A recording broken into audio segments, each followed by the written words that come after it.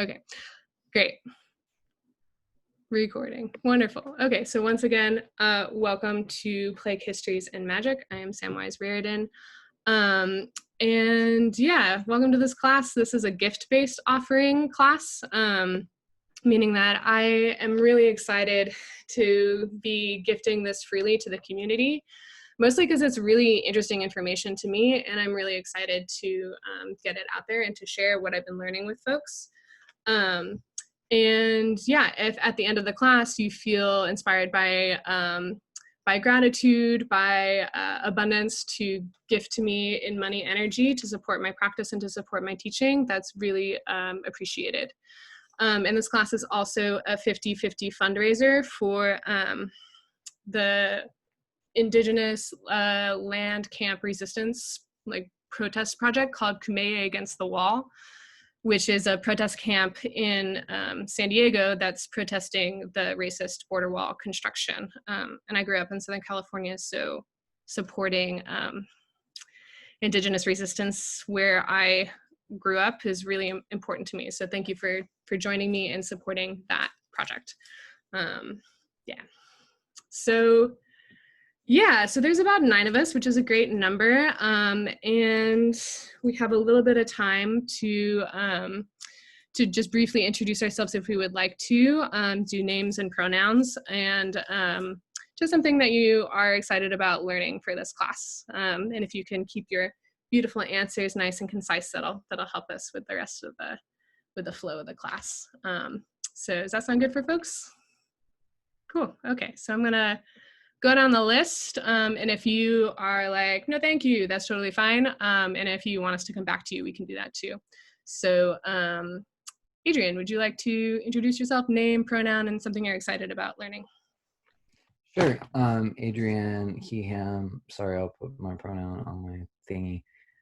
And I don't know, I'm excited about the sort of historical part of this. Historical stuff about plagues and stuff. That sounds really cool to me. Cool, thank you. I'm excited too. Ashley, would you like to go next? Sure. Hi, I'm Ashley, she, her. I am super excited about this. I actually made a flyer and spread it all around work to try and get people to come because I'm obsessed with history about like the plague and just other like pandemics and things like that. And I'm also a wellness manager and a natural practitioner. I do like Reiki and other things like that. So this is just right up my alley and I'm super pumped. So thank you. Yay, I'm so excited you're here. Thanks for being here. Yeah, I find this learning really fascinating too, so and empowering. So yeah, I'm glad that you're here. Great, Corinne, would you like to go next? Yeah, so my name's Corinne. I use both she and they pronouns. I was just super drawn to the flyer on Instagram, and anytime we're contextualizing something in history and herbs, I'm called to, so I'm just really stoked. Cool, thanks, Corinne. Great. Krista, would you like to go next? Hi, I'm Krista. I use she, her pronouns. I'm excited, to learn more about the history of like plagues in the past and also magical practices. I'm just excited to see what you have to offer today. Cool. Great, me too. Wonderful. Leah, would you like to go?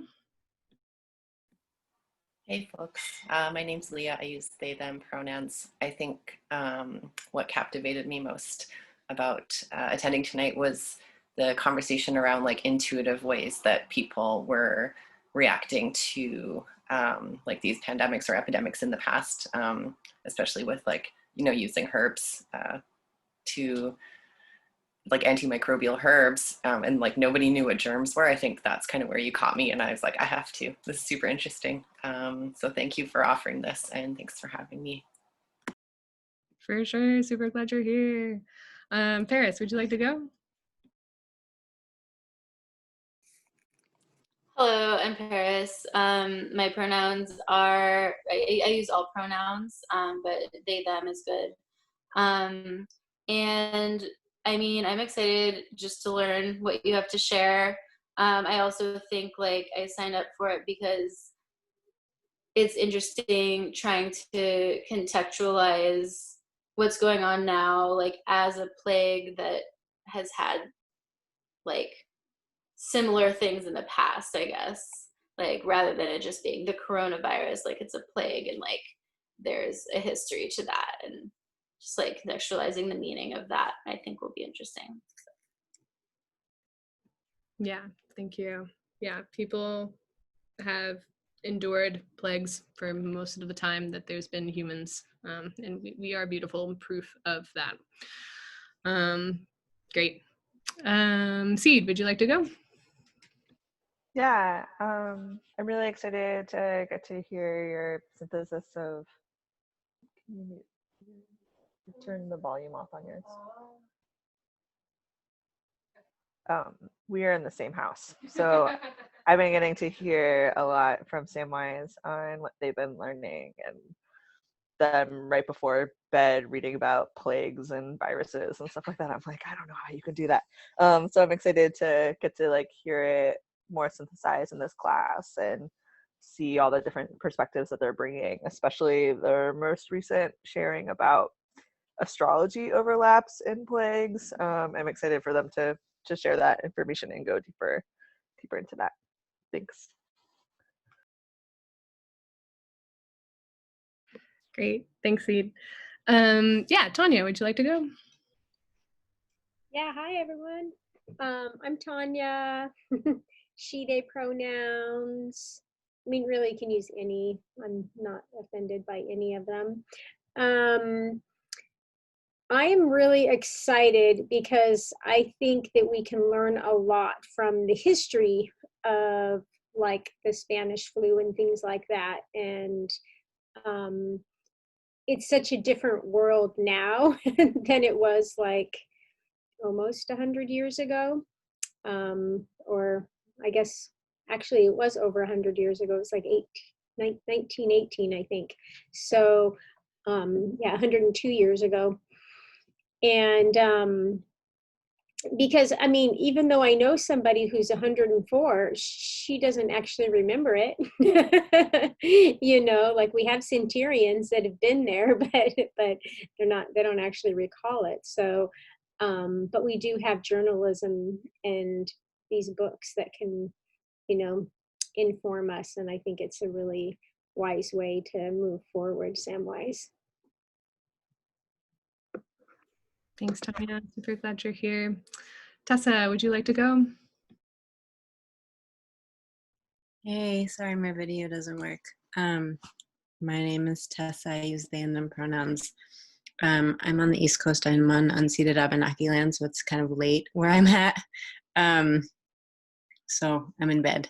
I'm excited. I'm a community and clinical herbalist and a midwife, and I'm pretty excited about like if there's any information about midwives during various plagues in the past in particular, but I'm also just pumped to learn about like community rituals of care and strewing practices in particular.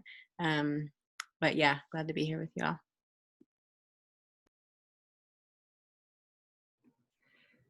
Great. Yes, I would also like to learn how to put up a video when there's no video. Tessa, I missed that last part. You're curious about learning more about midwives during pandemics and also what practices? Just community care practices and rituals, and like strewing herbs in particular I'm pretty interested in. I don't know strewing. What does that mean? Like herbs that you throw around the edges of houses and stuff like that, type, you know, like that are mostly antimicrobial but also like protective. Yeah, that's a good one. Cool. Yeah.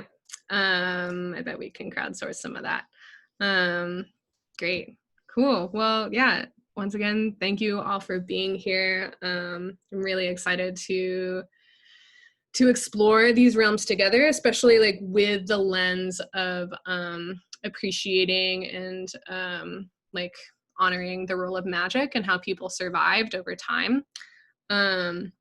And I just want to say a little word about like I don't want to say definition of magic, because it's not something I think can be defined, but I just want to offer like two meanings of the word magic that have been useful for me. And one is magic as like something that we don't fully understand, like, oh my God, that works, that's amazing, that's magic, like, and that has like a sense of awe associated with it that I appreciate.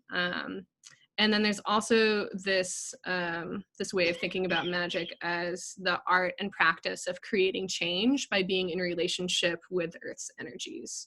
And that's one of my favorite kind of like working definitions of how to be with that energy.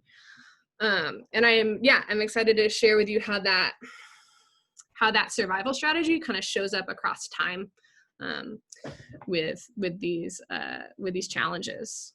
So I'm going to set my timer so that I don't go over, because I could talk so long about all this. So I kind of want to give you like a little overview of where we're going to go, and and some structure about that will follow. So we're going to talk about 3 pandemics in history. One is, the first one will be the plague, and then the 1918 flu epidemic, and then we'll talk a little bit about coronavirus. Not a whole lot, because that's all emerging. For each pandemic, I'm going to touch on like the type of pathogen it is, the symptomology, so like what it looked like to people, the duration, like how long it lasted, the death toll, strategies for survival that people used, and some like after effects of what being with that energy what might have been like. So in between the Great Death or the plague and the 1918 flu epidemic, we'll have a little space for a break, like a little 3 to 5 minute break, / like if people are like, I have this question, we can do that too if that's what's more emergent. And then after talking about the plagues, we'll have a little, or the pandemics, we'll have some time to go over, like make our own 4 Thieves vinegar. Did anyone bring any herbs with them today that they want to show and hold up? Did anybody else do it? Yeah, cool. If you didn't, that's okay. Beautiful. That's so great. Thanks for playing along. So then after the 4 Thieves exercise, we'll have some space for like a big chunk for questions. So just know that that's coming. And if you have questions like in the moment, go ahead and put them in the chat, and then I will get to them when it's like in the flow, so that way it doesn't get lost. Cool. Sound good? Great. So let's go ahead and jump in. So okay. So the plague, or the Black Death, or the Great Death. In my readings, I found that people didn't really call it the Black Death until like the 1770s, when the word black came to be like way more associated with evil things, like thanks colonialism and racism. And it's likely that people during the time called it something else. And so to honor that, I'm going to call it the Great Death, or the plague. And that was a bacteria called Yersinia pestis, and that was spread along mostly trade routes by way of rats and fleas. There's kind of like 2 ways of transmission for the plague, both being bitten by a flea and also like bodily fluids of any kind, so like respiratory, like any sort of bodily fluids. And the symptomology of it is pretty striking. It kind of entered the body through the lymph nodes, and usually, like not always, but a lot of the symptomology that's described is the lymph nodes really becoming enlarged and swollen. And the words that they use is like, I'm gonna not say it right, but like buboes, buboes. Hence the word like bubonic plague is referring to when the lymph nodes, so like in the armpits and the groin typically was where like a lot of swelling or like discharge, so like pus would be accumulated, because pus is your immune cells working hard, fighting, living, and dying for you. That's like what pus is. And there was, yeah, it can the plague shows up in a lot of different ways, similar to all of these pandemics. There was the possibility of like septicemia, which is blood poisoning, and how that happens is like your body is working hard to fight off an infection. If it can't win, the cell was like, no, I'm dying, I'm done. And like, I wonder too if that's part of like a physiological response to ultimately like as your organism to curb like the spreading of that disease. Because when you get to a point where you're at like septicemia or blood poisoning and your cells are dying, and there's that like the cells are bursting open and releasing toxins, that's a point where people usually encounter death. Hold on one second, someone is knocking at my door. Hold on.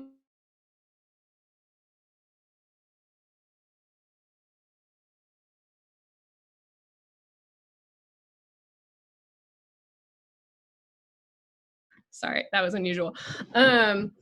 So yeah, septicemia, blood poisoning, and sometimes what happens when the cells break open and the vasculature or like your capillaries or veins break open, is like a pooling of blood or a pooling, and it becomes more difficult for your body to recycle that blood back into your vasculature.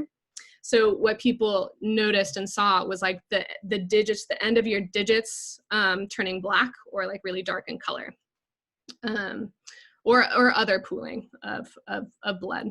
A lot of people mostly died of pneumonia, like really severe pneumonia, where your lungs filled with fluid that you couldn't express. Yeah. So duration. The plague actually is still around today. It's not as virulent. It's not as like spreading as quickly and widely as it was in 1350. But the way that it kind of, my understanding of it is it peaked and then kind of peters down over time. So it peaked between 1347 and 1351,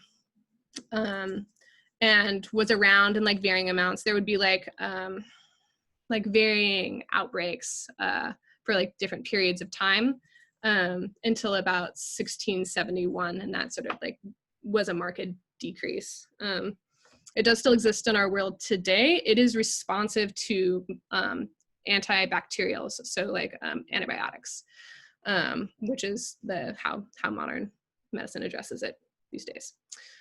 But it pops up every once in a while. Yeah, so the death toll for the plague, and this is an estimate because there wasn't ways to keep records of how many people died worldwide, and as far reaching as it was. So the estimates that I have found in research have been somewhere between 75 and 200 million, which was like between 30 and 60% of Europe, which was a lot of people. So that's like between a third and 2/3. And that death toll, Seed has a question. So that's 300 years long. I don't know if that specific number, I have to go back and check, but if that's related to the peak between 1347 and 1351, or if that is counting that span of 300 years, I'd have to go and check. But ultimately, there's a lot of people. So yeah. Oh, I'd love to. Okay. Yeah. So, and that impacted people of all social strata, like of all classes, and then people dealt with it in different ways, especially dependent on their class. So kind of moving into strategies for dealing with this really, really virulent energy. was most people, if you could leave, would leave the cities. Like avoidance was a really big strategy. Like if you had the wealth and means to like get out of the urban centers and the city-ish areas, you would leave and go to the country to avoid contact with people. They also utilized quarantine. So they had an awareness that proximity would lead to infection and spreading the infection. And that's, the practice of quarantining the trade ships is where we get the word quarantine, because there was a practice of holding the ships for 40 days before letting them into the ports to try to offset the spreading of it. But ultimately there was like only so much they could do with that. And then, as a product of the time, religious life and the influence of moneyed Christianity was a really big impact in how people mitigated this disease, because people were trying to make meaning out of what was happening and like finding reasons why. So you'll see a lot of especially coming from the people who kept records, which were people of like wealth privilege in the church infrastructure, saying this is like God's punishment on those terrible queers and women and witches and Jews. So the other part of how they that the people in political power at the time were trying to address this energy was a lot of scapegoating. And of course, like it's the people who are already disfavored by the political elite that are targeted when something like a drastic event happens. So in this time period, it was a lot of scapegoating of witches, Jews, mostly Jews, gypsies, and then this particular story category that I find really interesting of plague bearers. And plague bearers were people who survived plagues, people who like now in like, it mainly exists in the mythological realm. When you like look up plague bearers on the internet, it's like a scary story that people tell their kids, or like, that exists in the consciousness. And I wonder about that. Like, I wonder about who people were that like, and ultimately the scary story is like people who are foreign to the town coming into the town and spreading the plague. And like in these stories, it's like malicious and they're meaning to do it. But I wonder, because these like the plague like decimated communities. Like there are reports of like whole regions, whole communities being killed by the plague. So I wonder, it's like, like who is surviving? Like, is it the people who have some medicinal knowledge? Like, is it the medicine havers who like, did the birth work and did the healing for the community, or who are, immune for whatever reason, that were able to survive? And then what do you do if your town is decimated? Do you stay, or do you try to find another way to live and be in community? So I just, my imagination is really captured by like this specter of the plague bearers and like what happens to people who survive plagues. So more scapegoating was like people with skin issues like acne or psoriasis, because they didn't really understand, again, like the disease mechanism. So, but they knew that there was like a rash associated with the plague. So people who just kind of had skin stuff were sometimes targeted. So that's kind of the crappy ways that people dealt with things. Then there was the divine touch of kings. There was like stories circulating around, and I wonder who they were for, if it was for the elite or if it was for the lower classes, that like if you were touched by the king had like magical, like divine healing powers, and like, is this like a story that's meant to reinforce the power regimes at the time? So that's an interesting one that is part of the literature.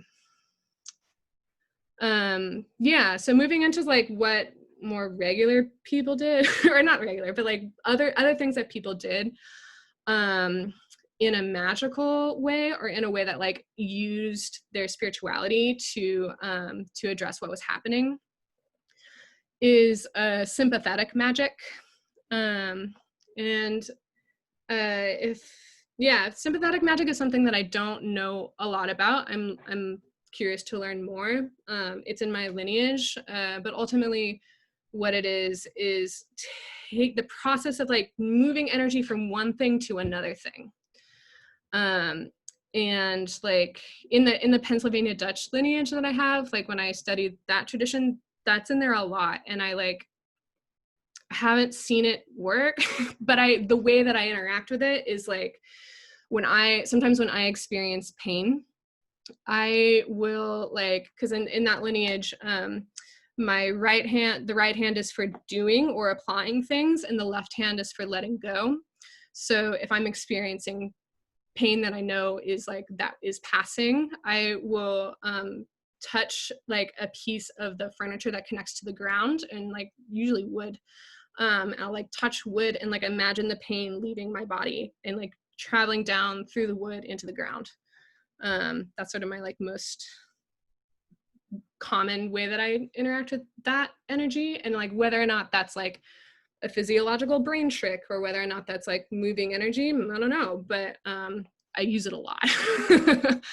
The other way that I've seen that come up is in moments where I've been blessed to receive like Olympia from someone who practices curanderismo.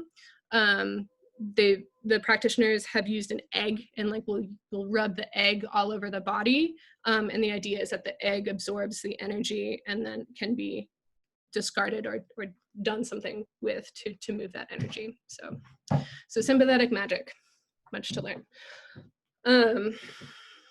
Another thing that people did was to use like protective amulets and like write protective spells or prayers on paper, and then fold them up and then put them in the amulet and then wear that. In my tradition, in the Pennsylvania Dutch one, that's the one I've done the most research on. That's called a himmelsbrief. It's like a protective letter or note that you then wear. But ultimately, like people were doing everything that they could, because this was like drastic, catastrophic death. That's seemingly like, I mean, I imagine that it felt really overwhelming. So people were trying a lot of different things. And some of them, you know, who knows, some of them may have been effective and some of them may not have been less effective. One way of like making meaning around this that I'm interested by, and that Seed alluded to, is astrology was a lot more mainstream then, like how people made meaning with the placement of the planets. And there was a Belgian astronomer named Simon de Covino who wrote in 1350 that making an association between the plague and a conjunction between Saturn and Jupiter, which is happening now. So yeah, y'all may know, I'm gonna like orient myself in space. So if you are curious to know what that looks like, at least on the West Coast right now, I'm in Chitenia Ohlone, Oakland land. If I look towards the west, kind of like the northwest a little bit, even in the city, there'll be two really bright dots. And if those are the brightest dots, it's most likely that that's Saturn and Jupiter, and they're getting closer and closer together, which is what that does a conjunction when they appear to be close together. And they will converge and look like a giant super planet on the winter solstice. So like, what does that mean? I don't know. But I just thought that was really interesting, like in the literature, coming across that, being like, all right. Yeah, other ways that people met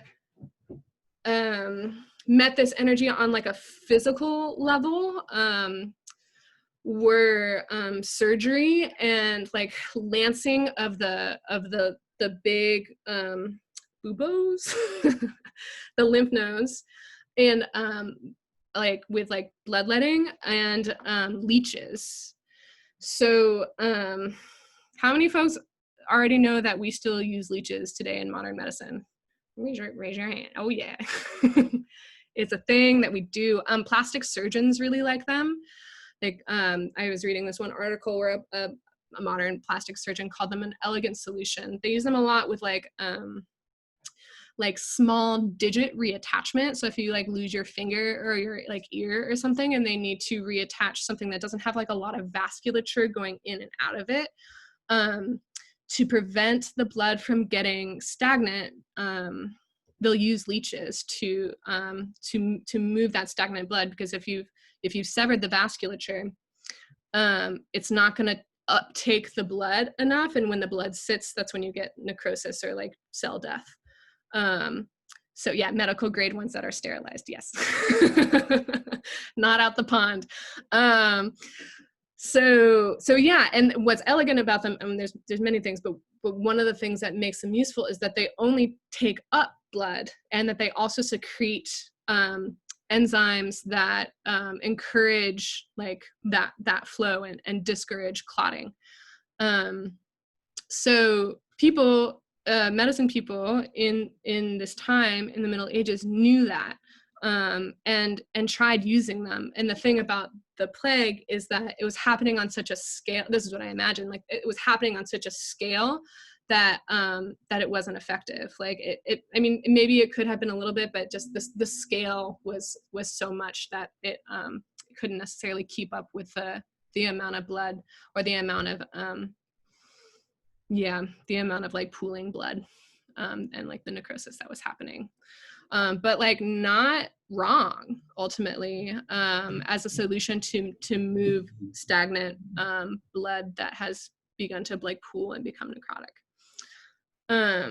Similar to like the lancing of the boils, like if you have a what's the word? It happened to my cat. If you have an infection and abscess, thank you. If you have an abscess and it begins to swell, and it's like there's trapped bacteria, there's trapped infection in there, it's not a bad solution. This is what they do. Like, when my cat had an abscess at the vet, they'll lance it and they'll drain it, and then you can like heal it from the inside out.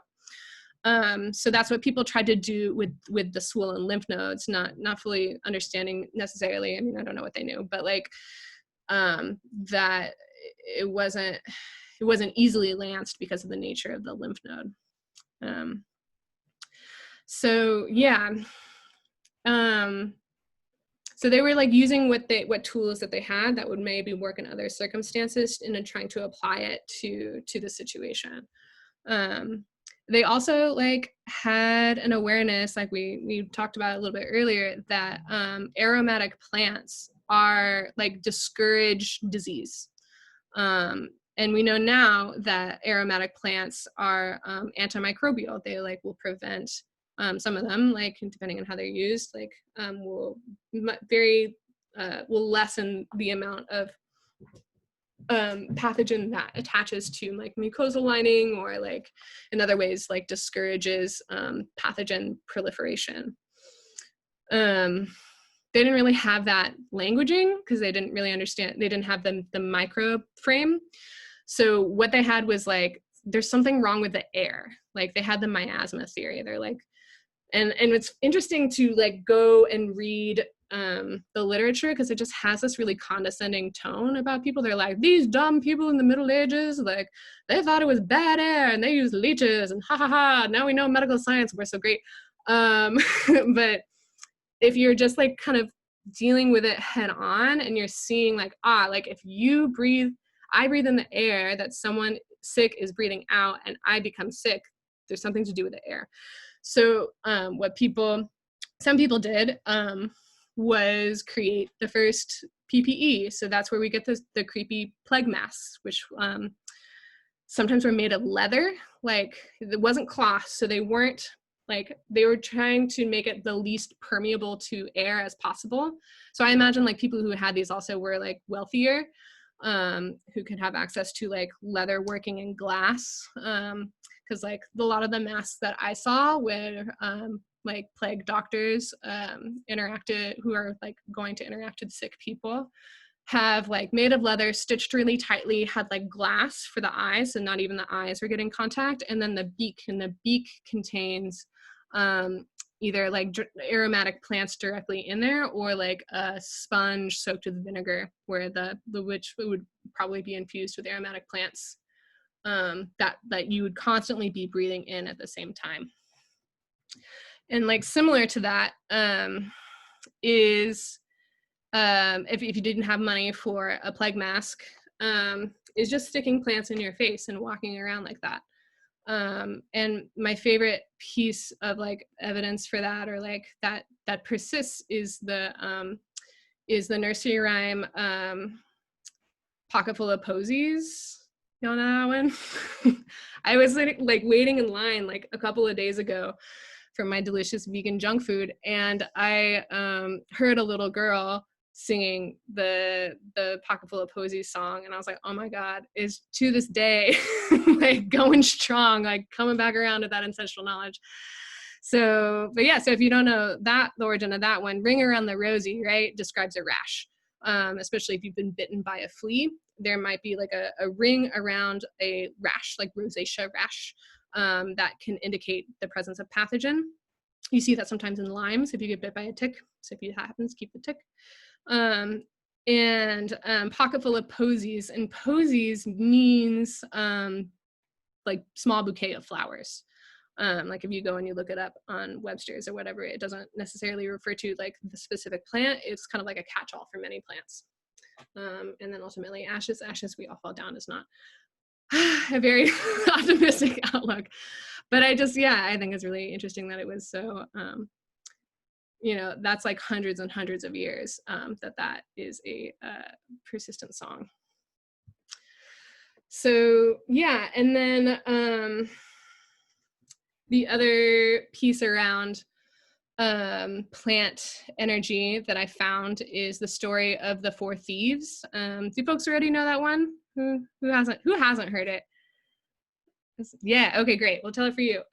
So the story goes, there was a group of grave robbers who were pilfering the graves of the very rich who had died of the plague. And they were very successful, but ultimately they were caught. And the people who were prosecuting them, probably the church, were like, we will spare you if you tell us how you interacted with all of these like recently dead plague bodies. If you tell us how you did that, we'll let you go. And so the result is this recipe for the Four Thieves vinegar, which is essentially, a vinegar infused with very aromatic plants. I have no idea what the original recipe was, but ultimately, like, it's in common parlance now. It means like Four Thieves vinegar is like a very aromatic plant blend in vinegar, which is what we're going to make later. And it's interesting to see how that persists today.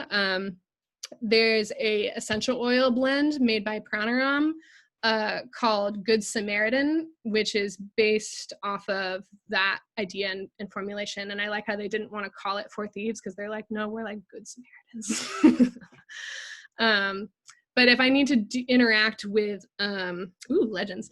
If I need to interact with places or like situations that I know are more dangerous, I will put like 1 drop of that essential oil on the outside of my mask. Like we had to fly in a plane recently, and that's what I did. Some legends say that they weren't spared, but given a less painful death. Yeah, it is the Middle Ages, and they really loved public execution. So yeah, that's probably, who knows? Yeah, so some after effects of the plague, and this is where I garner some hope, because like these energies are really difficult to be with, and I imagine this was like really terrible in a lot of ways, and also really transformational, because what a lot of scholars point to as an after effect of the Great Plague is like a ton of social changes. Because like 1/3 of the people died, 1/3 to 2/3 of people were dead.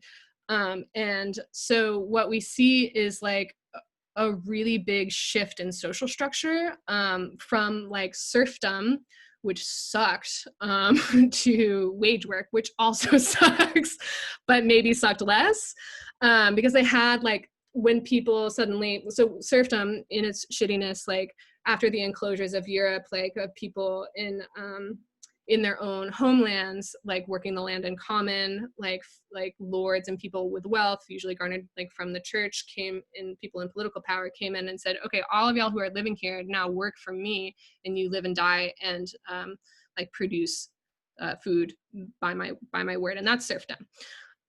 So all of a sudden there was not enough people to make that happen for these wealthy landowners. So that's when people started a bigger shift towards like, no, actually you have to like pay me money to do this work. And the money was, you know, sold as like a way of getting out of destitution, which we all know, I don't know about that. But yeah, a really big shift. We also see like the Renaissance, and yeah, like changes to the church, like Reformation. So big change on a really big scale occurred after that, like especially that peaking time of the plague, which reminds me of this quote by Ursula Le Guin, which says, who was a science fiction writer and an anthropologist, right, Adrian? And as she wrote or said, we live in capitalism. Yeah. Okay. She says, we live in capitalism. Its power seems inescapable. So did the right of kings. Any human power can be resisted and changed by human beings. And very often that comes through our art, the art of words. So that to me is a powerful thing to know, that like, and also like just the energy of death, which I associate being like a big portal energy, and one that the energy of grief being one of transformation, and to be close to that much death really makes you reevaluate your priorities. So yeah, I just I find some solace in that quality of human experience. So with that, I'm gonna take a little pause and see if there's any questions, or see if folks want to take a little break. How are people doing? You're good? You want to keep going? Is any Adrian says, oh yeah, her dad was an anthropologist and department at school. We're talking about taking his name off our building because of his relationships. Oh, he was very colonial. Masa Menace. Okay, well, yeah, if you want to speak to that, or if there are any questions right now, we have a couple minutes for that if you'd like to.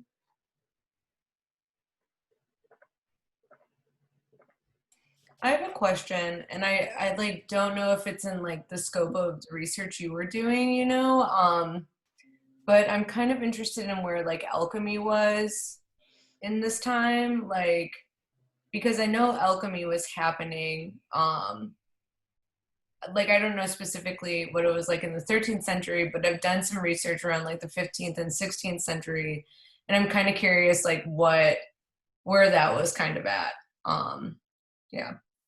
I wish I knew. Yeah, I'm not sure. I haven't really gotten into alchemy. I have teachers who are super into it, but I'm a little put off by how difficult it is to like research it. Some people like the puzzle. I'm like, totally.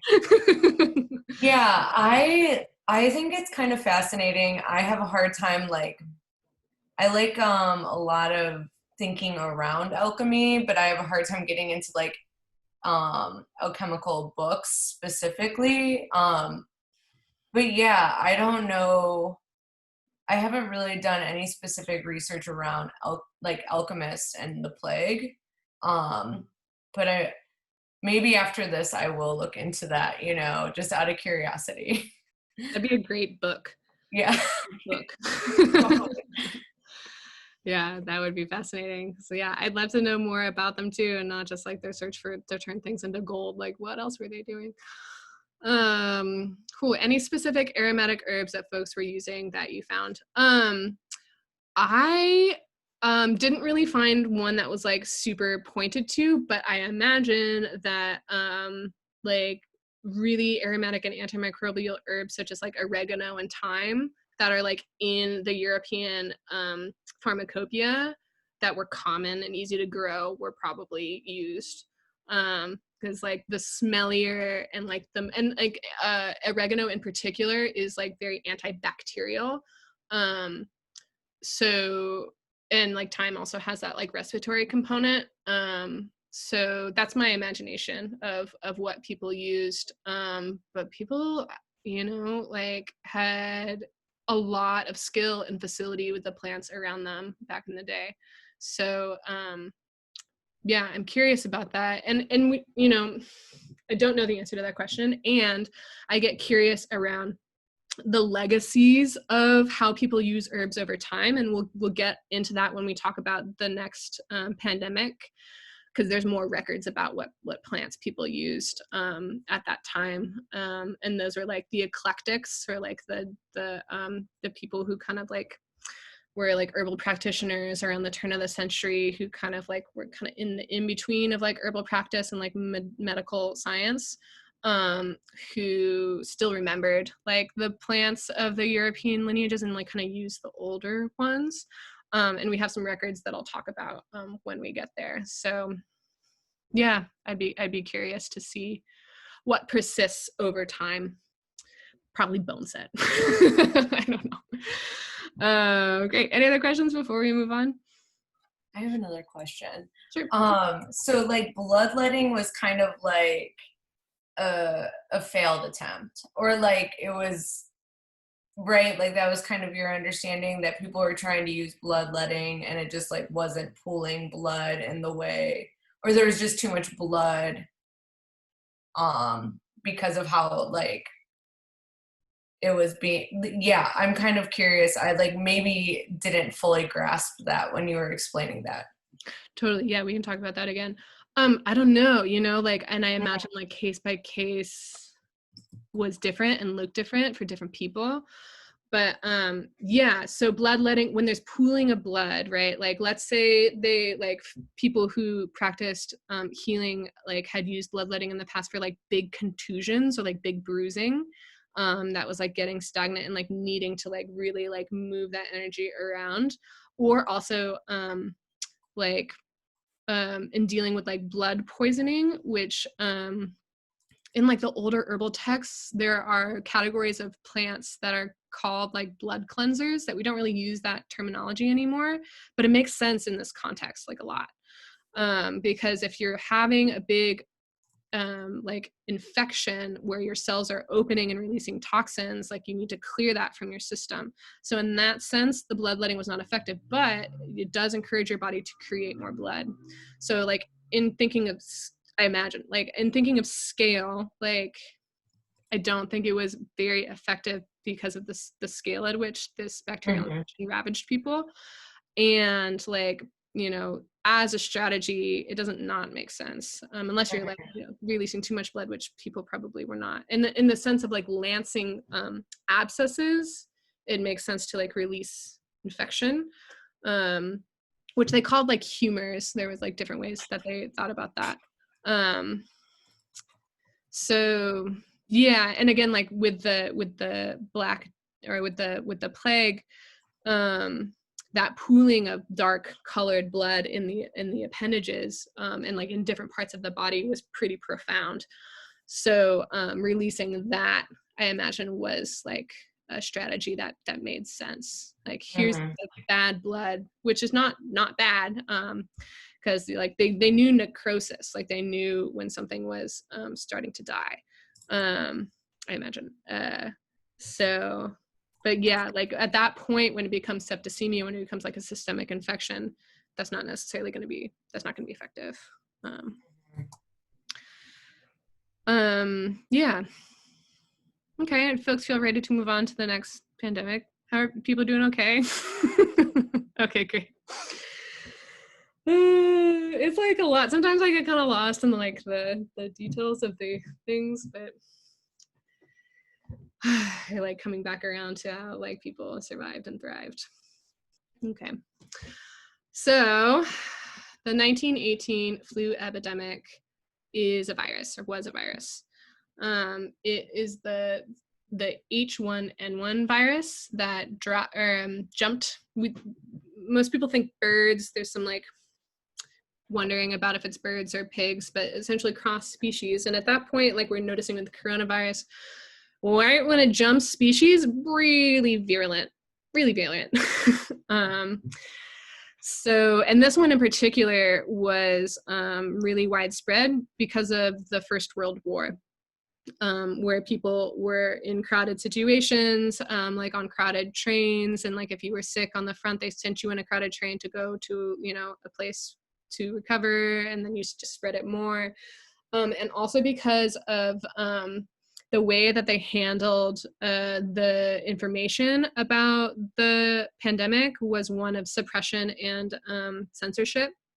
So people did not talk about it widely, so people didn't really know to quarantine or to reduce their contact with people, because our government saw that as like a weakness, and like the governments like across the board who were involved in the war didn't want to appear weak in this war, so they would suppress all the news information and a bunch of other like information relating to the flu, and that happened in a bunch of countries except for Spain, who was neutral.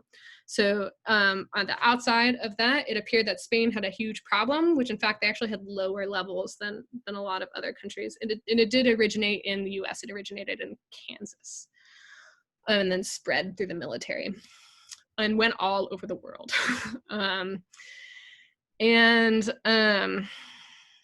Yeah, they also didn't know about viruses until about 20 years after the 1918 flu. So the medical professionals were kind of shooting in the dark in a lot of ways. They kind of thought it was a bacterial infection because there were like secondary bacterial infections, but that was part of the reason that they didn't get a vaccine until 1945 that was like widely available for people. So a lot of people died. And one person waiting. Welcome. Let me just admit this person. Okay. Welcome, newcomer. We're just getting started talking about the 1918 flu epidemic. Oh, they can't hear me yet. Okay, I'll wait. So yeah, symptomology of the 1918 flu.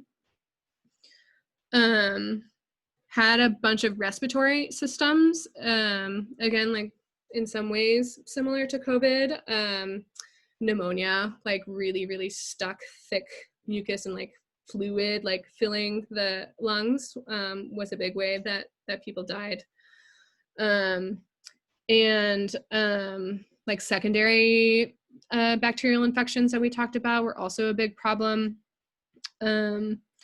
There were also secondary infections like later after the waves of the initial flu that took different forms. And in particular, there's a really interesting book by Oliver Sacks called Awakenings that talks about this form of viral encephalitis called encephalitis lagarthia, like I forget how to say it, but essentially like pointing to lethargy, because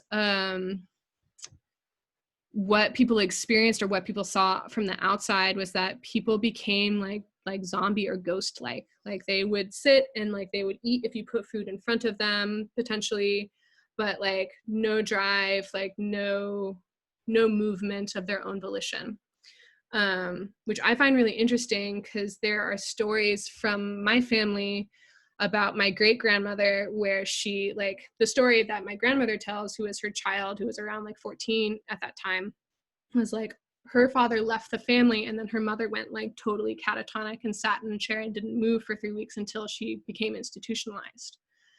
And I wonder if it was actually, because this was right around the time like post 1918 flu, that if it actually wasn't that encephalitis that infected a fair amount of people as like an after effect of this viral infection. But my grandmother says she had never had the flu. But the thing about this flu is it infected 500 million people, which is a third, 3% of the, no, wait, hold on. Yeah, a third of the world's population at the time. And people had differing severities of symptoms. So some people just, similar to what we're seeing now, like some people had symptoms and it didn't impact them as much as others. And the thing about the 1918 flu, in addition to being kind of gory, there was a quality of, again, like we see a virus that attacks the villi in the lungs. So like how the little like fingers or hairs where oxygen exchange happens and like comes in and out, and causes like rupturing of also the vasculature. So like the capillaries and stuff. So there was a lot of bleeding from the nose and or not everyone, but some people experience like bleeding from orifices from the mouth, the nose, the ears, and the eyes, which was pretty disturbing, I imagine.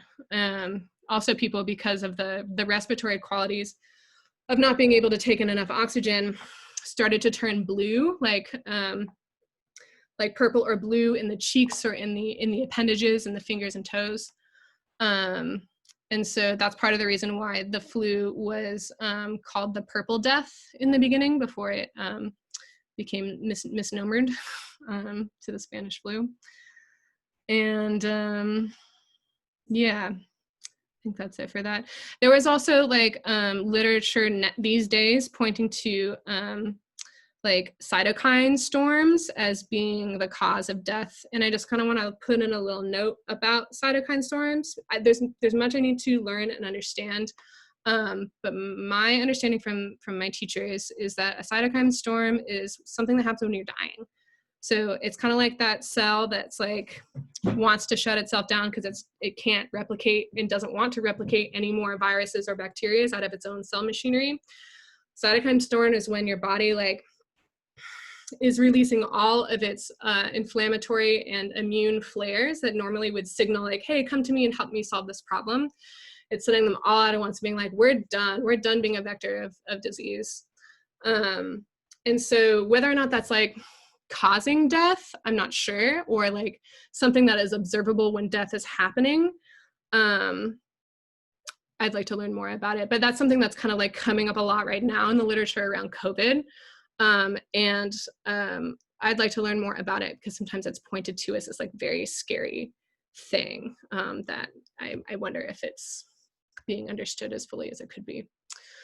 So yeah, so ultimately had a pretty high mortality rate, especially in its second wave.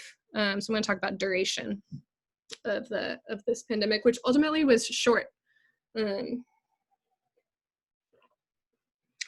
The peak of it was 1918 to 1920. And funnily enough, it started in March of 1918. It kind of slowed down in July. It picked back up in October and November, and that was when it was really hard of 1918. There was another wave. It had 4 waves. There was another wave in the spring of 1919, and then an additional wave in the spring of 1920. So that is great information for me.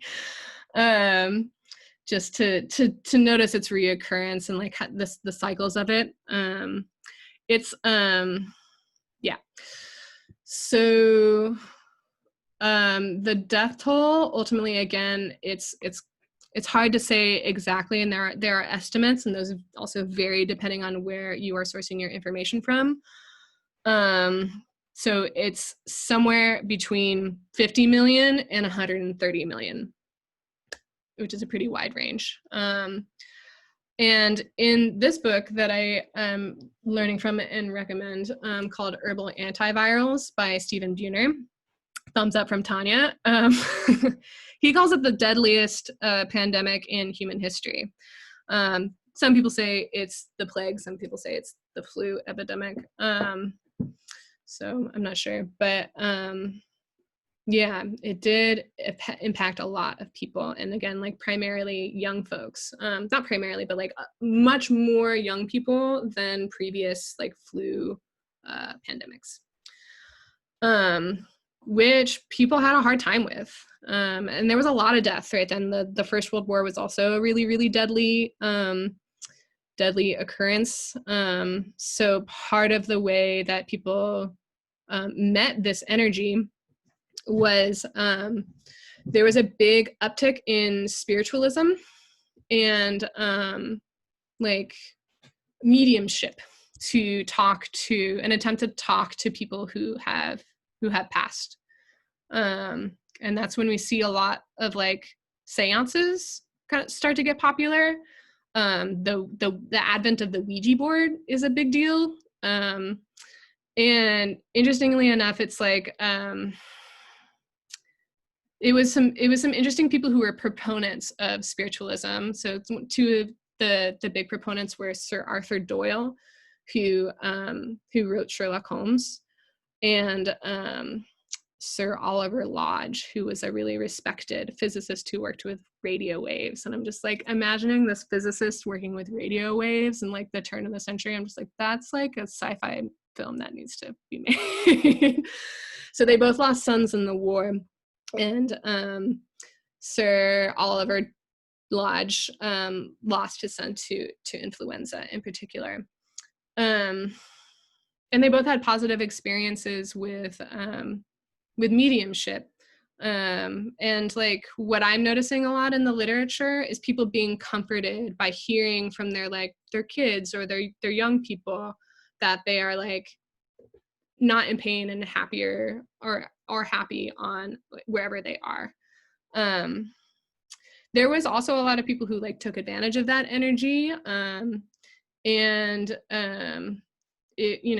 It's unclear like who was really like accurately skilled in that and who was preying on that energy. And someone who kind of made it his mission to denounce all spiritualism was Houdini, which I didn't realize how much of a dick Houdini was until I started researching this class. But he like made it his personal mission to debunk not only like spiritualism, but also like astrology and like divination of all kinds. And I practice divination, and I'm just like, oh, Houdini. He's like the guy who like escapes from things and like shits on other people's work for a living. He even like testified in Congress to try to get divination and mediumship banned so that people couldn't practice it. So whatever, Houdini. Similar other strategies that people use to meet this energy and like the energy of death were similar things to what we've already talked about. So like avoidance, like either avoiding contact, and if you did have like symptoms of the flu, there was something called like the open air, I forget if it's like method or like cure, why they called it, but like basically having people not be inside and be outside most of the time, which had the dual benefit of not having people trapped inside with other people who could get the disease. But the avoidance piece was really hampered by the war effort. Like the government was still holding like Liberty Bond marches, which were like big rallies with no masks to raise money for the war. So isn't that funny? And again, we see the rise of like xenophobia. So this time it was a lot of xenophobia around non-white immigrants, which again was like people who were already targeted by our government, and who it was convenient to blame. So there were some interesting strategies in the conventional medicine realm for addressing this. One was blood transfusions, which I don't know whether or not they knew about antibodies at that time, but they did not know about needing to match blood type.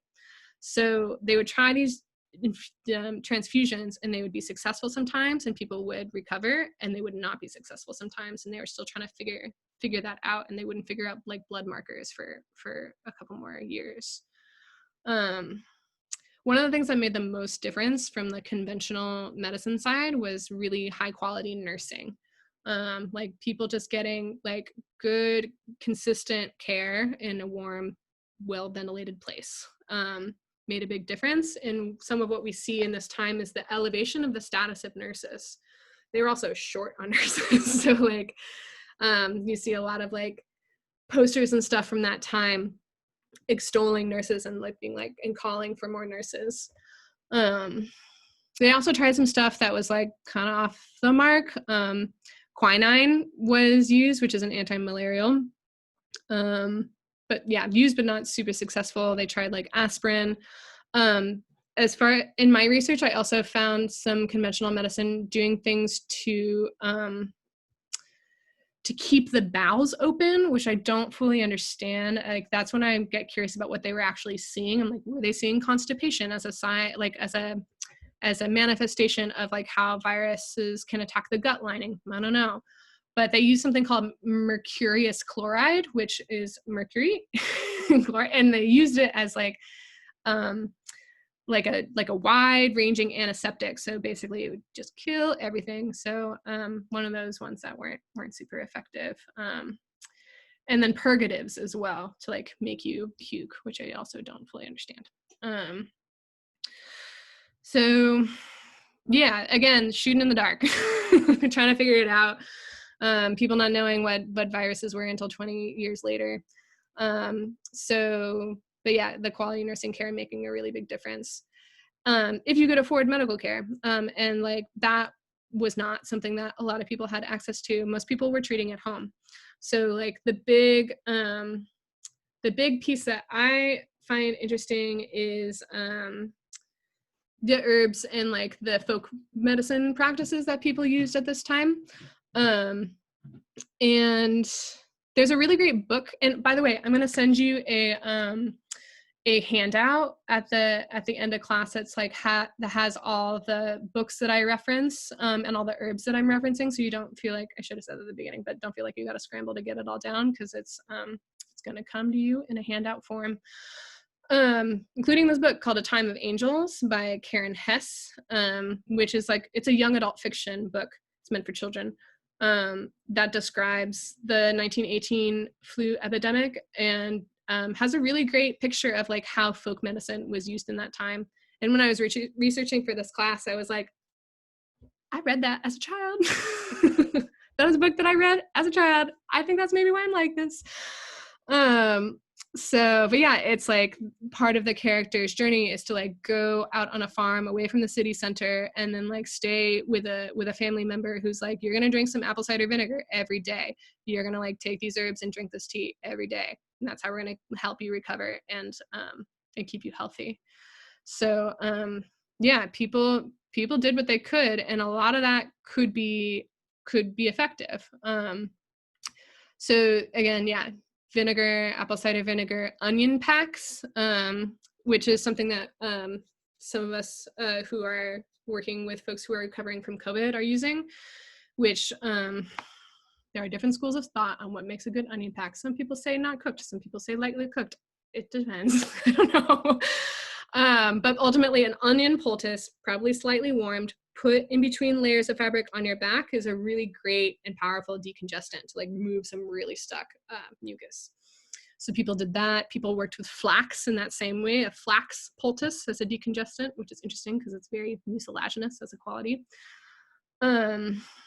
Hot lemon ginger tea was a big strategy. And ginger, fresh juiced ginger, is a very powerful antiviral in and of itself.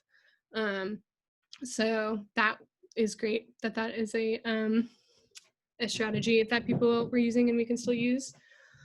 Another book, and we kind of alluded to this earlier, that I find fascinating is this book called Herbs and Influenza, How Herbs Were Used in the 1918 Flu Pandemic Can Be Effective Today by Kathy Abascal. Again, I'll have that in a handout for you, like the title.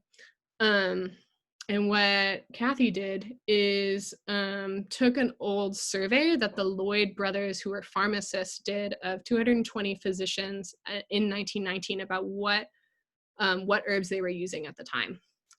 which I find fascinating. And it's a really great historical resource to learn about like what people were doing.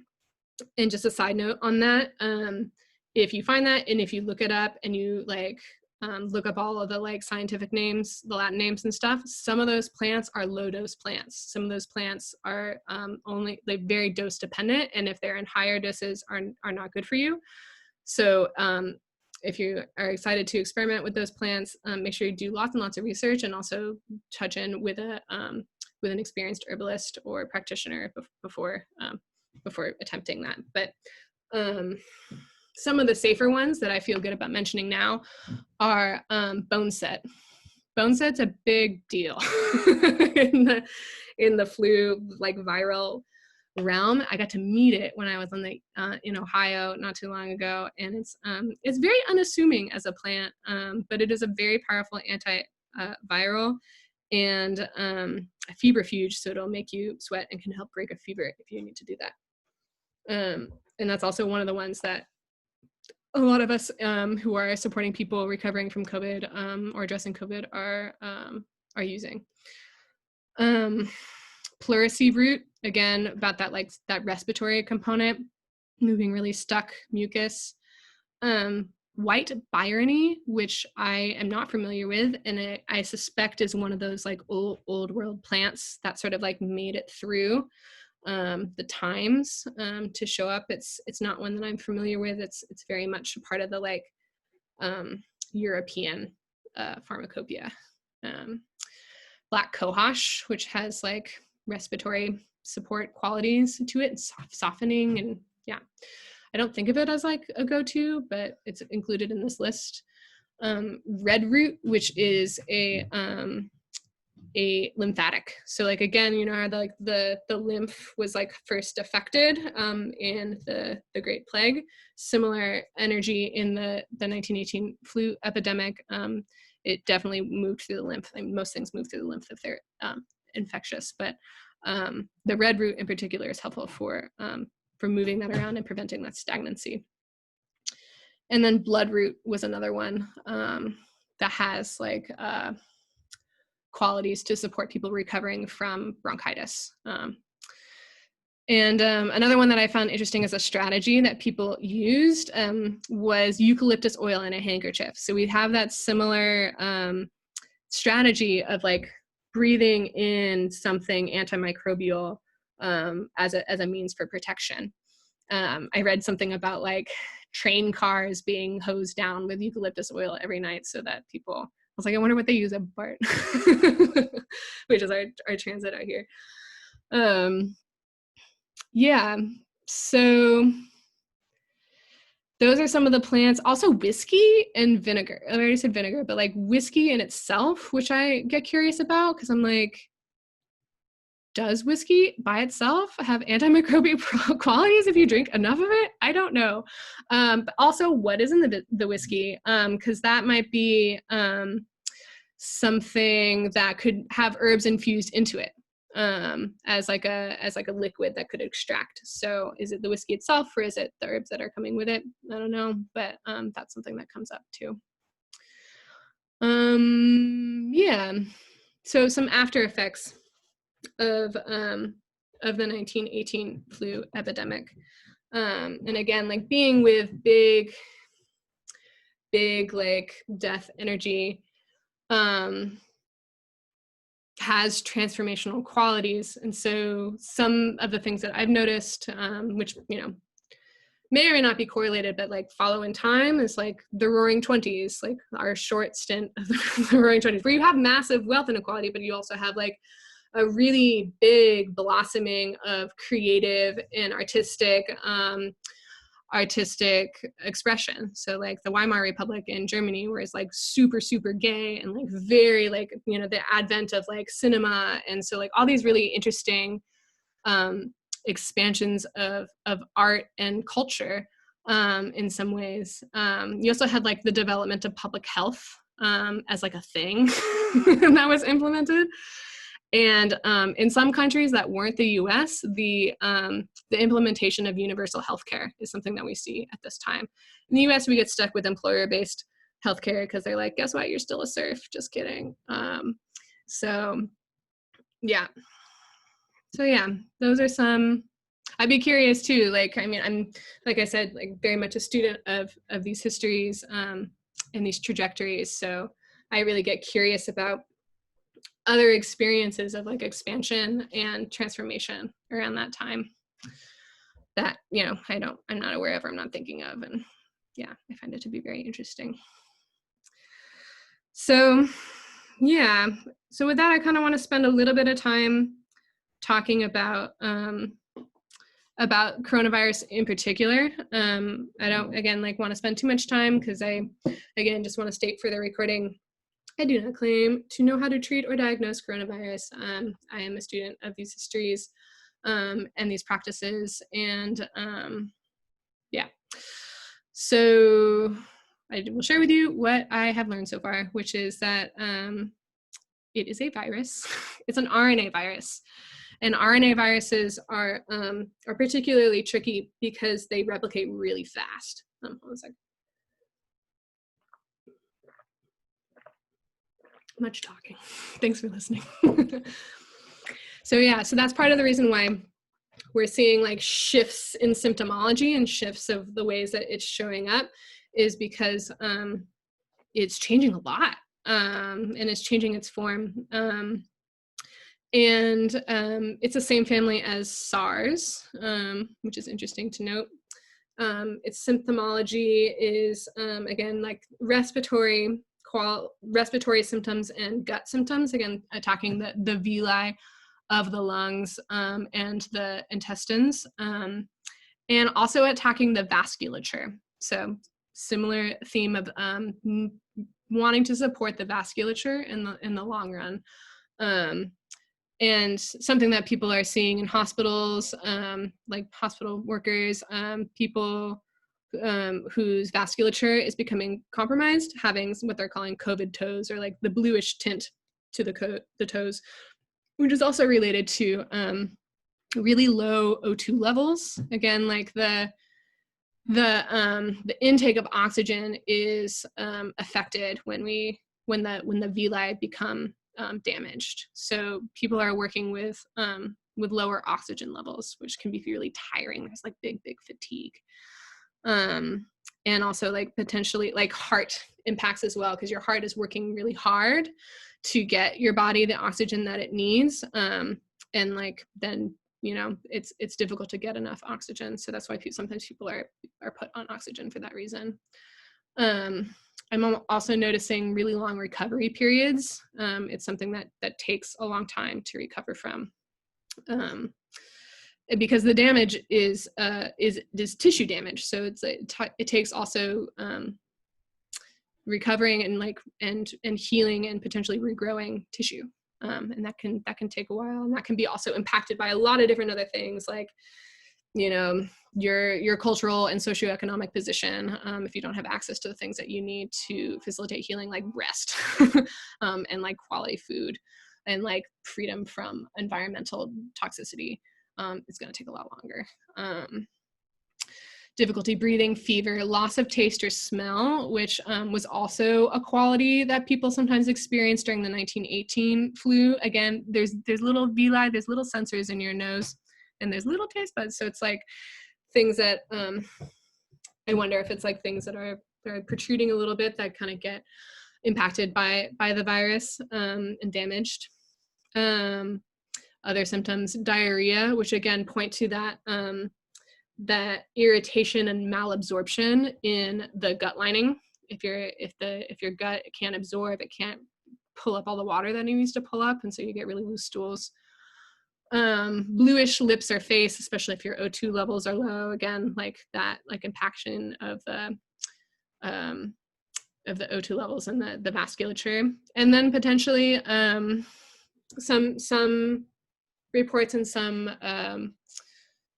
folks are noticing potentially like some neurological implications and symptoms, which makes sense if it's a virus that is moving and changing over time. And also, like, yeah, that's a big category for viruses that really like the CNS, the central nervous system. And yeah, we'll talk about herbs that are especially protective for the central nervous system. So yeah, duration, it is unfolding. It's likely there'll be waves. It'll probably change over time. Most pandemics that I've been studying decrease in severity over time and then kind of become part of like the milieu of pathogens that we're exposed to. Something that Stephen Buhner in this book, The Herbal Antivirals, mentions is that especially like in situations of like environmental degradation, like our cultures, the dominant culture's relationship with animal husbandry is a really big precursor to emerging virulent strains. And like, yeah, like environmental degradation and like cultural inequity, social inequity really sets a stage for emerging viruses. So collectively addressing that seems important. Yeah, so and global deaths so far, and part of what I was trying to wrap my brain around was like, how does the death toll or like the level of severity in COVID kind of compare to pandemics in the past? And it's hard to say. It turns out that's a more complicated question than I thought it would be. But as of yesterday, when I looked, the global death toll seems to be around 1.2 million people, which is less than the 1918 flu epidemic. But again, we like don't know about the trajectory over time. So yeah, it kind of remains to be seen. So some strategies that are being implemented in this time. Medical science is looking for a vaccine. Unclear how long that'll take, especially because it's an RNA virus and like it changes form so quickly.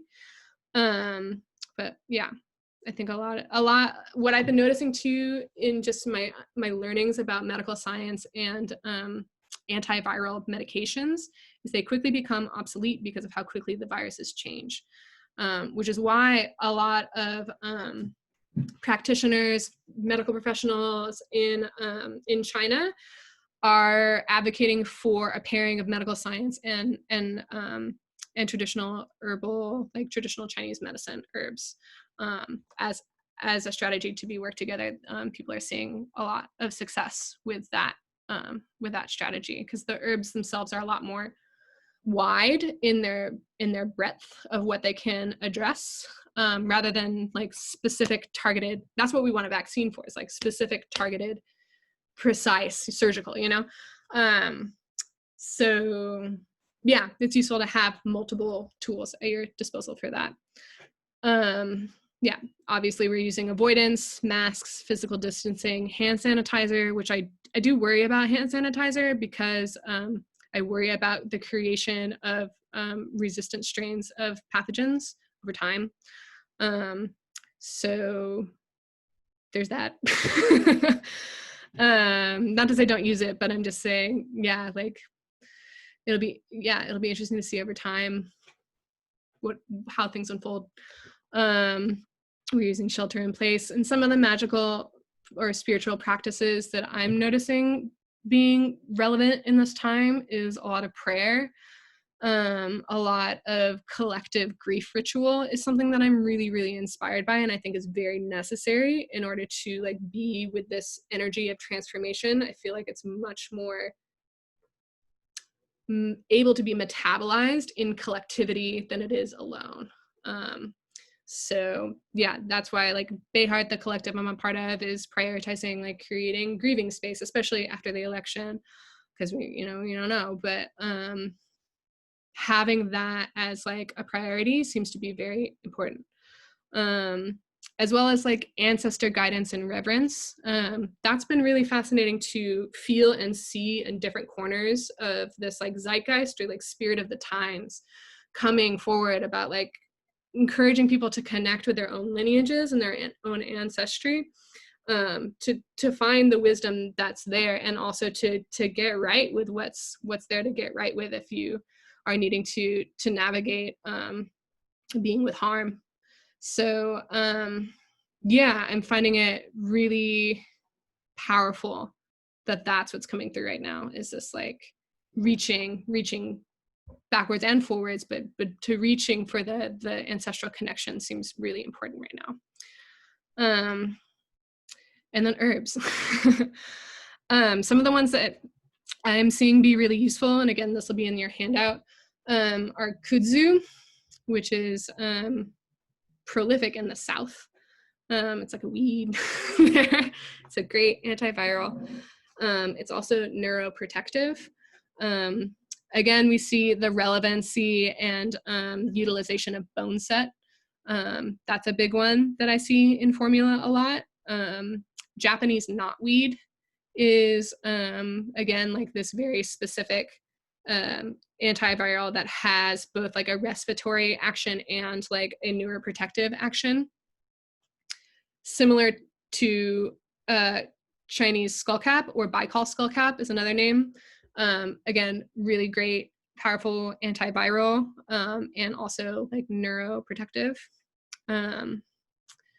Cordyceps are a fungus that grows out of the brains of ants, and it is a powerful neuroprotective fungus. That's also kind of hard to get. So, because it's like, it's commercially grown on like grain, but you know, there's varying accounts as to how effective that is versus, yeah, it's a more rare one. So it's like using it versus the impact on the land, versus its effectiveness is kind of an ethical question that a lot of herbalists are dealing with. Rhodiola is really powerful for protecting vasculature, neuro pathways, and also supporting, like upping your O2 level, like oxygenation of your cells. It's also kind of up. So if you work with bipolar, or if you have a tendency to swing a little up, that may not be the herb for you, because that might be a little too stimulating for some people. Another one that's really, really protective of the nervous system that does not, the vasculature that does not have that quality, is hawthorn. If I could give the whole world an herb right now, it would be hawthorn. And it's really interesting to see that, like in, you know, the herbal Instagram, you know, realm, just everybody making hawthorn, So yeah, and that's one of the ones that's a little more common. It's not as contraindicated. It's not, yeah. So, and it's very, very protective both of the heart and the protective of the vasculature, which we're seeing again is like part of that like long-lasting impact of COVID, and part of why it's difficult to recover. And then another one that I find is really interesting is lion's mane, which is both neuroprotective and tropo-restorative, which means like it helps to regrow like neural tissue that's been damaged. So yeah, that's a useful one to know about. Yeah, so those are some plants that are coming up a lot in our practices, particularly particularly the hawthorn. If there's one fun medicine to make for ourselves, it might be that one. And then yeah, I just kind of want to say a word on the energy of viruses in general, which was like kind of my like first question when pandemic came out. I was like, okay, like this is like an approach to a virus that I've never encountered before, like in my life. Like, what is with the energy of what is the quality of the energy of viruses? And viruses are all about change. And like they literally, part of their replication is like they use the cell's machinery to reproduce themselves. And in doing that, they take part of the DNA of the cell and then tag on their own DNA, and that's how they make more of themselves. So they're literally taking a little bit of this and a little bit of that and making a new thing over and over and over and over again. So yeah, I just think that's really interesting in terms of this context of like being with big change, and being with like big social revolution or like big, yeah, just recombination of things, becomes more possible. And again, like that is also how I think about the energy of death. Like we need in the cycle of things and of our lives, like, you know, all things change and all things, except for how we conceptualize money right now, where it just sits in someone's bank account and lives forever, which maybe we could change that too. But all things die. So, and then with death comes this renewal of energy back into the cycle of rebirth. So that is to say, like, yeah, I find a lot of magic in that, ultimately, that there is possibility in disruption and in the recombination of things, and in the possibility of grieving deeply, because what I've noticed about that is when you grieve really deeply, you reprioritize, and then you are willing to do things you may have not been willing to do before. That new possibilities emerge. So yeah, with that, I just want to say, like, again, like, we are all here because our ancestors survived plagues. Also, we have the internet. So like, we're very well equipped to meet these times. So yeah, grateful for all of that, grateful for all of you. I'm curious if there are any questions at this time, or if we want to save them and like move into the medicine making component, which ultimately is pretty quick, but yeah, just curious what's here in this moment.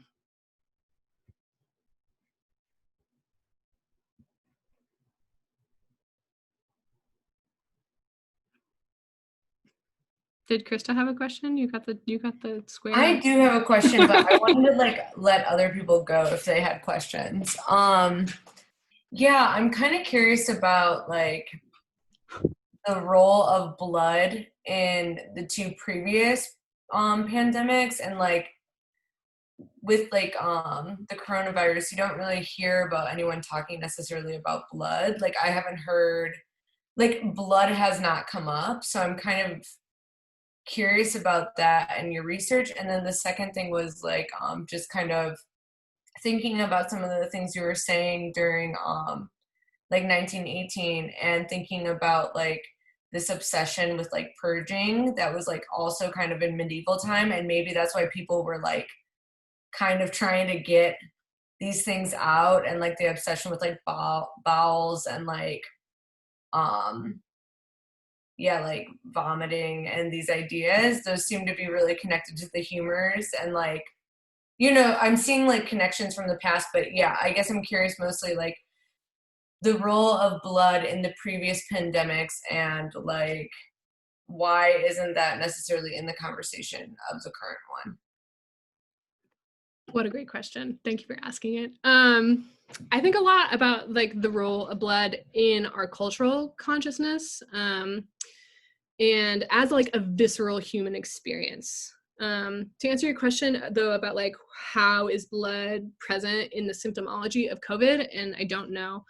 I would be very curious to talk to people who are hospital workers to ask what they're experiencing. Okay, bye Ashley. Yeah, yes. Oh yeah. Yeah, I'll send a follow-up info with my Venmo, and yeah, appreciate you being here. Yeah, so also our culture these days has a very weird relationship with death. It's very sanitized, and like very this especially is like noticeable to me around Halloween. Like we don't have a direct relationship with death in a lot of ways. Like when someone dies, like someone comes into if someone dies at home, like they come and scoop someone out of your house, like we're very removed from it in a lot of ways. I think in particular because there's this quality of transformation, and like the viscerality of being with that death is so transformational. That's my theory on like why our culture takes great pains to protect people from being with the viscerality of death, of which blood is like a huge signifier. So that's like and there's something physiologically in the body that responds to seeing too much blood. And I think that's maybe part of why that's not talked about in the death process, but I don't know. I'm thank you for this question, and I'm gonna ask my friends who do hospital work to ask them. Particularly, I have a collective member who's a chaplain in SF General who does a lot of like attending death, that I'd like to ask that question to, if there is that quality of like hemorrhaging, because I think in a lot of ways it makes sense that would be the case, but I also don't know if it's like mitigated or cleaned up or like navigated in some way. But I'd love to know what you like find on that. Yeah, If, yeah. you could share that at some point. That'd be Yeah, interesting. I'll see if I can ask sooner than later. They're very busy right now. Fair. Yeah, they're really navigating a lot. Totally.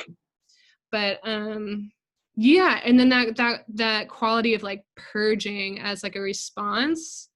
Yeah, I get curious about that too, both as like, oh my god, like get this like entity like out of me, like as like a psychological like way of dealing with something, like kind of makes sense. And yeah, and also just like, yeah, like psychological ways of like dealing with disease where like there's something wrong with me and I have to get it out. But yeah, I don't know about those connections, but I think overall, you know, like that I don't use purgatives in my practice unless like, you know, the cat ate some rat poison, and even then I don't use purgatives, like I use charcoal. So but that was a strategy that was used a lot more frequently in like older forms of medicine. So yeah, again, that's something that I would be curious to learn more about, especially as like from like a spiritual like energetic perspective, like what's up with that, and like when is that used, and the connections of that over time. But yeah, I mean the piece about blood I think is kind of what's sticking out the most to me around like what is the quality of death that people are actually having, and like what is that, and also like what are the mechanisms that are preventing like talking about that, or yeah, I don't know. But again, like too much death is transformational, so perhaps it's sanitized. But yeah, what a great question. Thank you. Any other questions right now?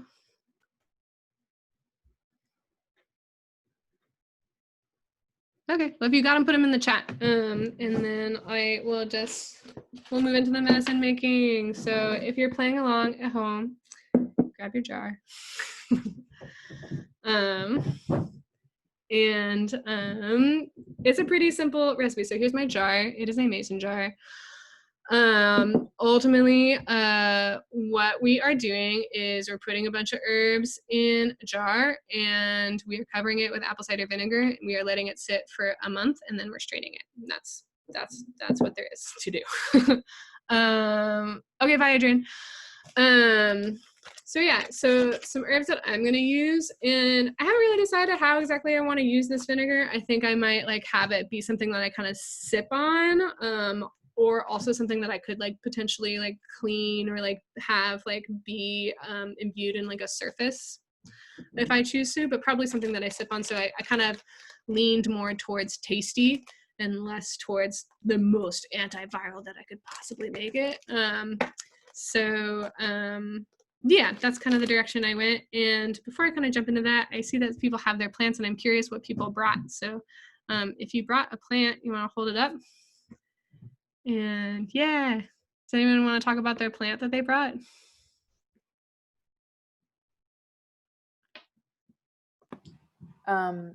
These are grocery store herbs. So I have thyme and sage and a little bit of rosemary. So sort of accessible kitchen witching. Yeah, that's great. I love that. The thyme, super antimicrobial. The sage has that quality too. And the rosemary's had great like circulatory support and stimulation. So that's great. yeah, that's right on track. We're going for that kitchen witchery for sure. Cool. Leah, did you want to talk about what you brought?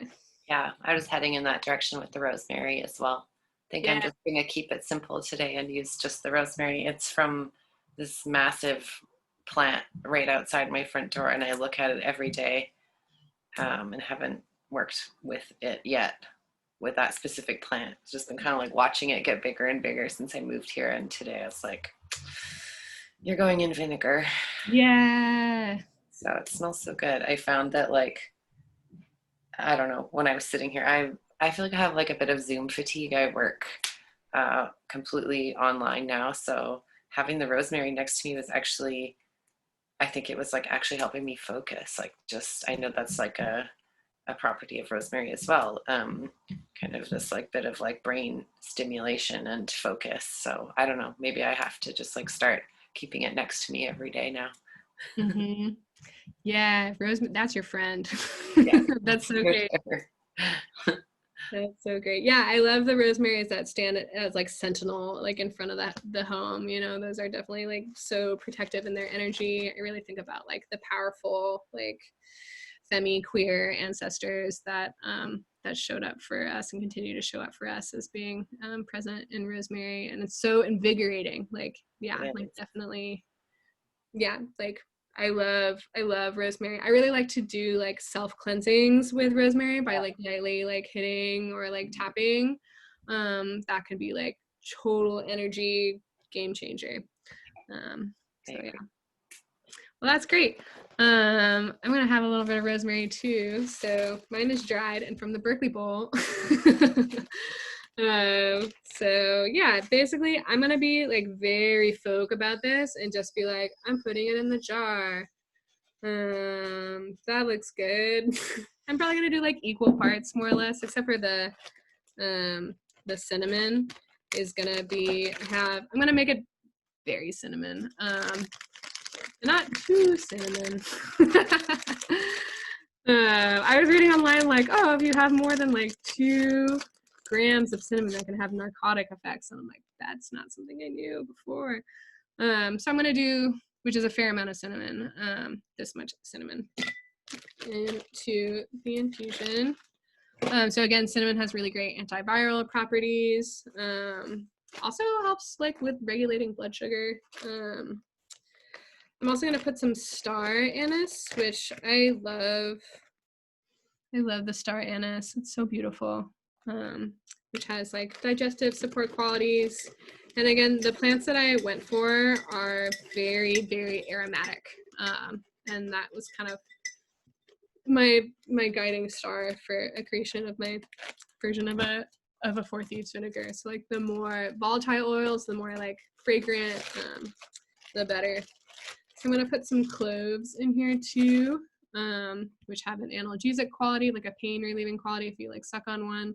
But I'm mostly interested in them for like the antimicrobial and immune support qualities. I'm going to put a little bit, not a ton. Well, clove is really serious flavor that can be very powerful. Yeah, what else? So moving into the sort of the more herbaceous and less woody or hard ones, I have some oregano,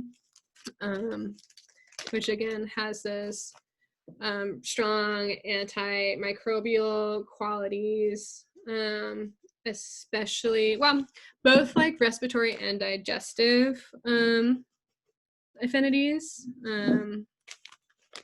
And one of my trusted herb books talks about it more for the digestive tract, but can also support. So yeah, and then a little bit of thyme, which again, too much thyme can be way too much thyme for like internal consumption.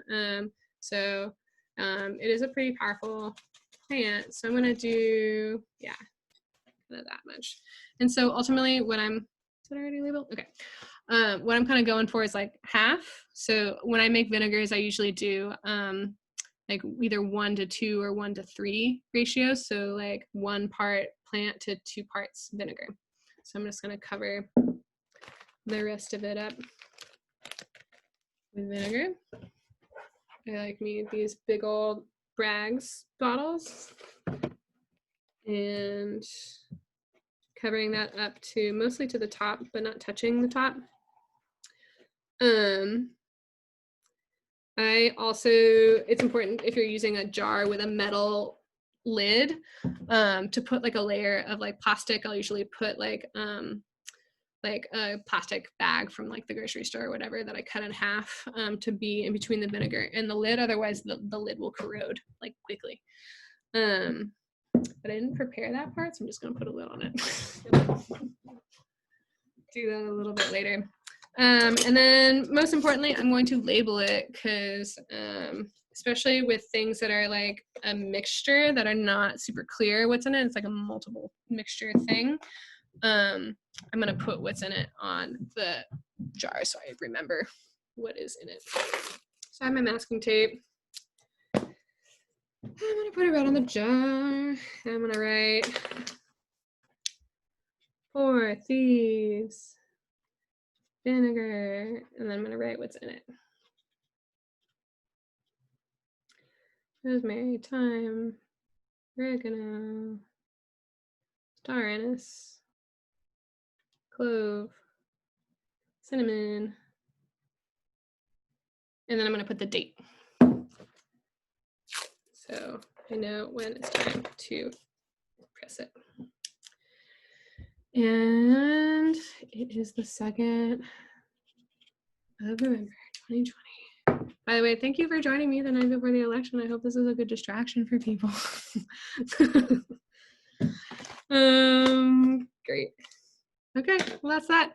So we have a little bit of time left for some other questions, if there's other questions or musings, or if you have like other bits of wisdom that are calling for you to share with the group, that's very welcome. So yeah, just kind of opening it up.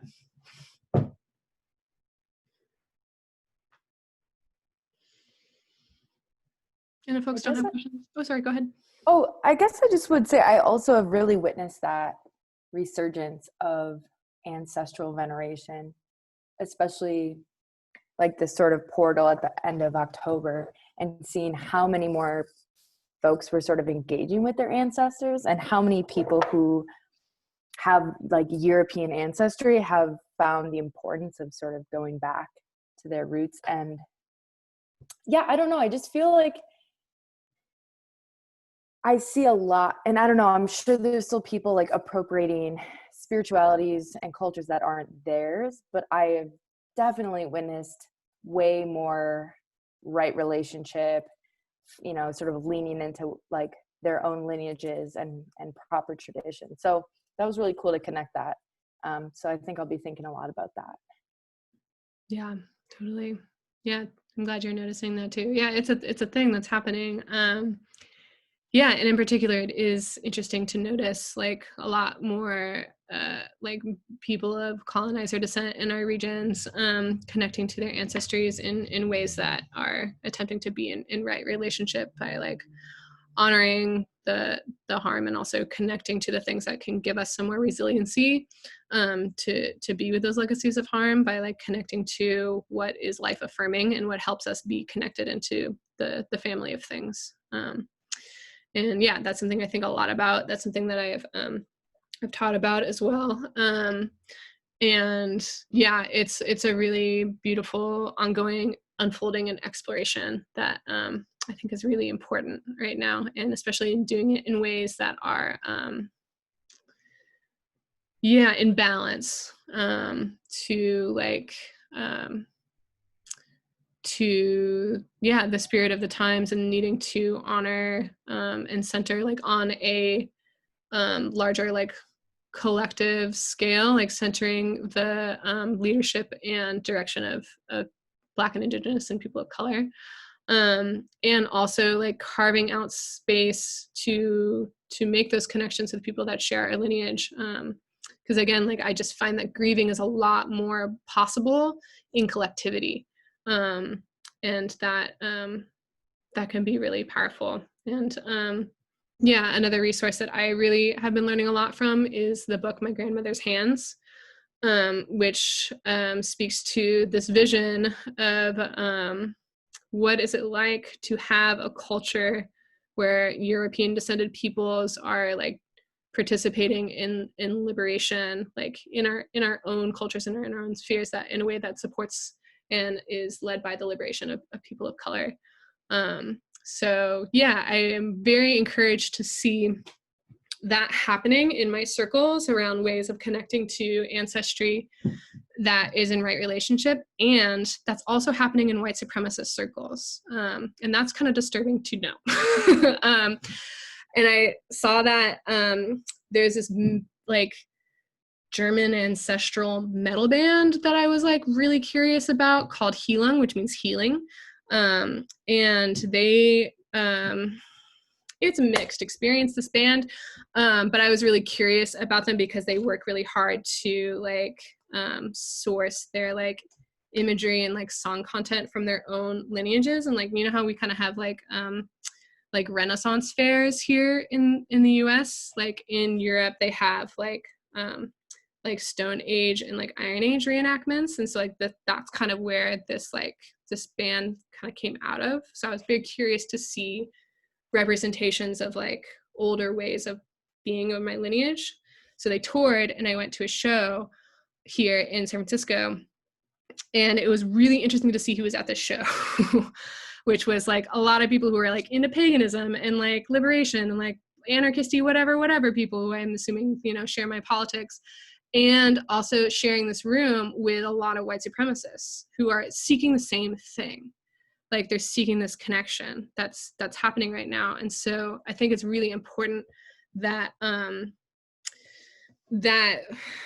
because that like it's powerful to be connected to our lineages. It's powerful to be connected to who we are, and that power can be used for good or it can be used for bad. You know, so I think it's really important for the people who are doing that work of reconnecting to our lineages to create those spaces that are really grounded in liberation and analysis of like power dynamics, to have a place to go to for people who are wanting that connection, so that they don't get kind of sucked up into this fascist machine.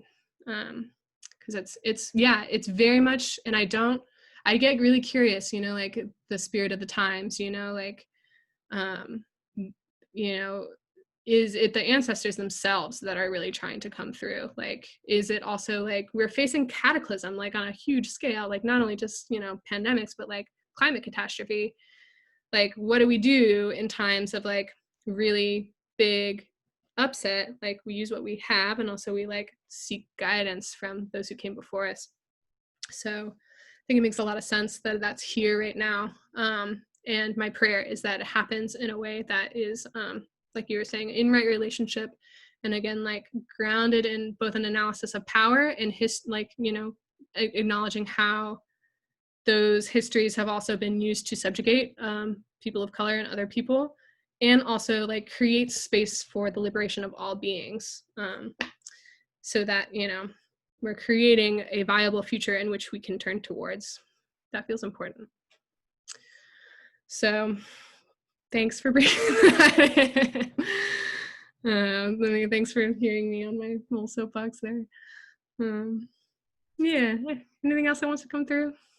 Also 23andMe. Do you know, like, also that is in this realm, you know, like, it's weird, like, my dad is on 23andMe, like people are on like Instagram, like that's his social network. It's really weird, like that's all he does all day. But just the fact that like many people are tapping into their ancestry in like many different ways, like you were kind of talking about, is like,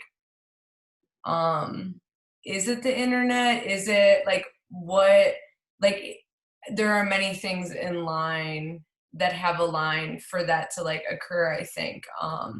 But yeah, I think it offers us like a lot to think about just in general. Totally. Yeah, I am also fascinated by the genetic mapping and stuff, and like also, you know, who knows how accurate it is, but I did that and it was really helpful for me, especially like it was a time when I was also recovering from like being with big death energy. And it felt really, really important, like which gods I could pray to. I was like, please just tell me what gods I can pray to. And yeah, that really opened up a lot of things for me. It is disturbing that they keep your data. And yeah, but yeah, it feels really important to like connect to where we originated out of the earth. And that is so life affirming. Like I feel so much more enlivened and like able to be with these big energies of like death and transformation when I feel that grounding, and when I feel that that connection. Because like now when I walk through my daily life and I like, you know, see owl imagery, like I can know that that's like part of my lineage is like reverence for owls. And like I know that rosemary like is a plant that is nearly ubiquitous in the Bay Area and is something that is like a strong, helpful, like benevolent presence that's there to support us through these times. And it's something that's like also, yeah, connecting to the spirit of generosity whenever I need that, because like the scent of like the crushed rosemary, it's like it's always giving in that way, and that's a beautiful thing that we can learn from.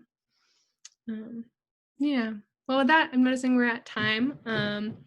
I am so grateful to have spent this evening with you. This has been really, really wonderful to share this, and yeah, to be in community with folks who also share the interest in this exploration.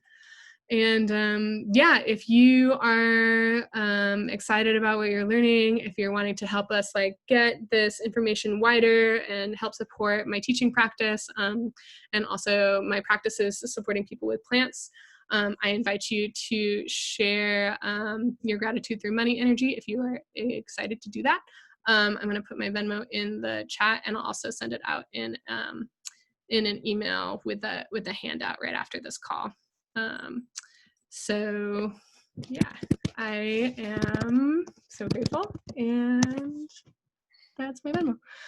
And yeah, it's been really great connecting with all of you. And yeah, if you want to nerd out more about plants and like pandemic history, and you want to connect with me over email, my email is here, but you'll also be, well, you already have it. It's gonna come to you. But yeah, alternate to Venmo. You're in Canada, you don't have it. Venmo doesn't happen in Canada? No, we've been waiting for it, but it's like not happening right now, so yeah. Okay, I know. I will give you my PayPal. It is my email address. There you go.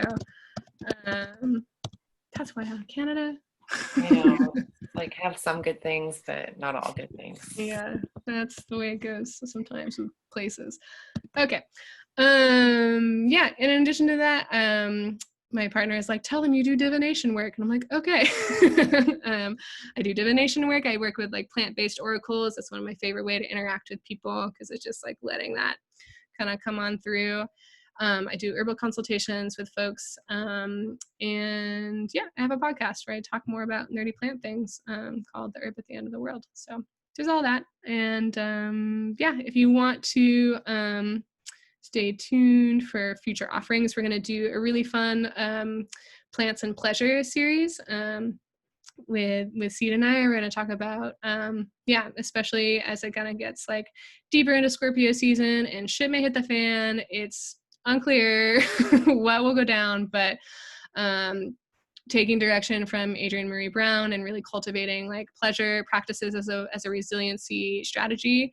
We're going to be offering 2 classes on connecting with plants and pleasure, one on just plants and pleasure, and then one specifically on plant kink. So we're really excited about that. And yeah, I'll let y'all know when that's coming to fruition. So thanks again for being here, and I hope you have a beautiful evening, and I hope that, yeah, in any ways that you can be participating and keeping your communities well loved and safe, and yeah, may you have what you need. Thank you. Thank you. Thanks, Yeah, friends. so fun. It was so great. Thank you so much. Yay! I'm so glad. Totally. Have a good one, okay? Thanks, you too. Bye. Oh, yay. Thanks for sharing. Thanks for being here. Yeah, take care. Bye. Yeah.